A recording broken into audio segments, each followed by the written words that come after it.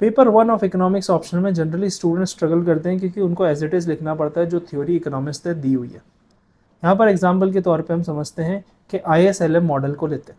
अब ISLM model के 3-4 conclusion बन सकते हैं। पहला है मान लीजिए इन्फ्लेशन से रिलेटेड, दूसरा है ग्रोथ से रिलेटेड, तीसरा है इन्वेस्टमेंट से रिलेटेड। ये 3 तरह के जो कंक्लूजन है आप इनका कंक्लूजन बना के तैयार रखिए। अब इस कंक्लूजन को यूज़ करके, क्योंकि कंक्लूजन पढ़ने के बाद ही एग्जामिनर आपको मार्क्स देता है, तो वो आपका बेस्ट पॉसिबल बेट होना चाहिए एट लास्ट। अब जब आप कंक्लूजन लिख रहे होते हैं वो किस पे डिपेंड करता है, क्वेश्चन पे।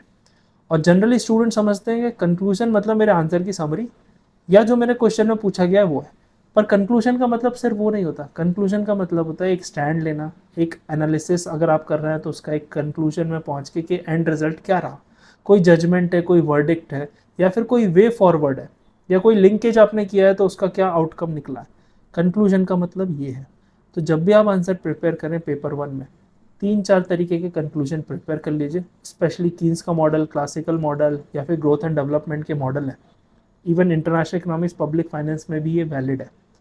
और 3-4 कंक्लूजन प्रिपेयर करने के बाद आप कोई से भी क्वेश्चन को टैकल कर सकते हैं और अच्छे से उसको एंड में फिनिश कर सकते हैं।